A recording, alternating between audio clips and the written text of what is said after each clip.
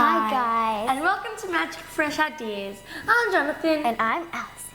And today we're making chocolate croissants. Yay! Now the things you'll be needing are some Nutella, or you can use Hazelnut spread. Chocolate hazelnut spread. and you can make your own ganache. Chocolate ganache can do. You'll need some icing sugar or perfectionist sugar. And what I've done is I've added some cocoa powder to make it chocolatey. You'll be needing a sifter and just some foil or baking paper on your oven tray. So as you can see, I have some puff pastries in my hand, You can make it, but I bought this because it's much easier. So let's get started. So Alison. Yeah? Have you had a nice day today? Yes. How are you? What about you? Had a lovely day. Great. So, what we're gonna do is, if you're making your croissant and your puff pastry, you're making it, please make sure you knead it, okay? And what you want to do now, is you want to get your hazelnut spread or whatever you have, and you just want to get a little dollop, not too much, because using the corner right now, and just a little bit. So is this kind of like spring rolls when you roll it out? Yes, and you just want to roll it out, but don't fold any edges. So Jonathan, how many minutes or seconds or hours will this take to bake? To bake, when you're using puff pastry, you need the oven to be quite hot while you're actually making it. So maybe 15 to 20 minutes. Yeah. Cool. Approximately. And what did you do today? I did nothing much. That's okay if you get the chocolate spread or whatever you're using on your hands. Now, Jonathan, do you know how to make these puff pastries? Yes, but you have to chill it and do lots of things to it. So that's why I'm not making it today. Now, what else can we use for this? You might be able to use bread if you'd like. So just roll out the bread with your rolling pin. Yeah. Rolling pin. And then just take the edges off, cut them off. And that's your little croissant. Now, there are things where you can make those chocolate bread rolls. They're really good, aren't they, Al? Yeah, they're really cool. Now, if they're fairly big, put a lot of it, of that spread or ganache or whatever you're using. And do we have to make the puff pastry or whatever perfectly straight? No, you don't, but you just want it diagonal. And if do we start on the smaller side or on the bigger side? It's up to you, really. So you want to help me while I wash my hands? Yeah.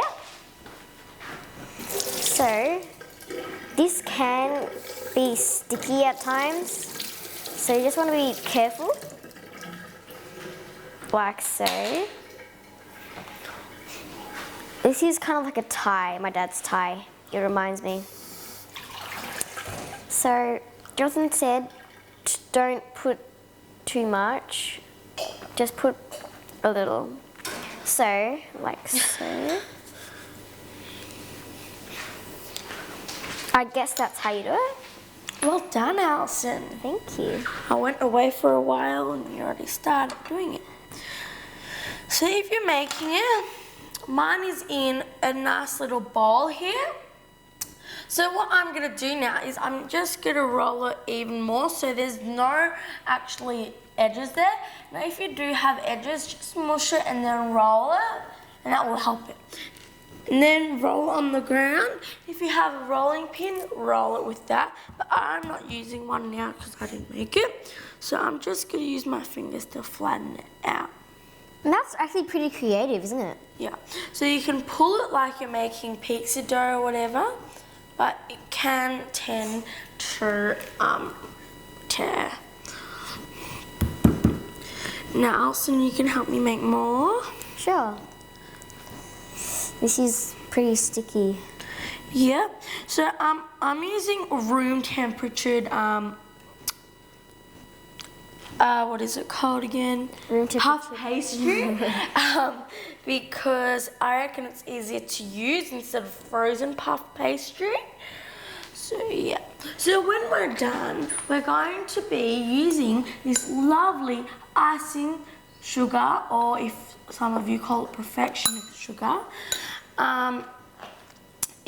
We're gonna put it on top like a real croissant. So that will be very interesting. And Jonathan, have you ever experienced making croissants before? Yes, I have. I make it a lot. Cool. Can we make any other kind of flavors or whatever? Yep. So you can make a vanilla ganache. You could make a lemon ganache. What about You could peanut have- butter? Yep, so with peanut butter, you just want to put the peanut butter into this spread. So it's been quite a while and I think you might need a little break, so I'm going to have a break now. See you after this very, very short break. Okay, cut. Right, 1, 2, 3, action. Hi guys. Welcome back. Now I have a dollop on my spoon and I'm just very delicious. Now you can use chocolate for this. Now with the chocolate, you melt it until it's fully melted and you want to leave it aside for a little bit so it can stay there for a little and it will be delicious. So it will turn out like a ganache. Now ganaches, if you don't know how to make a ganache, it's really easy. You need to melt chocolate and you put cream in it. Cream? What type of cream? Thickened cream or heavy cream, but you want to use a dessert type cream. A dessert type? Yeah. Okay. So if you have a lot of pastry, make sure you use it all around your croissant. So since we have a little bit, you can butter it or oil it a bit. Cool. So these are gonna puff, so you just want to make them a bit room. Ali, you wanna do this? Sure. Spread this out. So while Alison's doing that, I'm going to be spreading these all around the piece, but you don't want them too close to each other because they are going to rise. this can get really messy. So, and this is also pretty good if you have little ones. It's a really good idea to just let them help you. And use their imagination. Yeah, be creative. Next And I've got a one. bit of that towel on me. Okay, so so Jonathan, if we're making this much, how many people will be able to eat this? Jonathan? Well, it depends on how much people you're making it for. And how many people are we making it for today? Well, I am making it for 4 to 5 people today. Miniature. Thank you. So it is very easy, unless you're making the pastry, which might be a bit hard. So with this dough, I'm just going to leave it in the fridge. We're almost out of this. Yep, that's okay. That's the last one. Okay. So with all your leftover dough that you have, just mush it all together. So if you're using puff pastry puff pastry, you just want, you have leftover, just mush it all around together and then roll it in a bowl and then wrap it in cling wrap and put it into the fridge. But I'm not going to cling wrap it today. I'm just going to put it in the freezer. So Jonathan, are these microwavable? No, well, it depends. You could, but today we're not.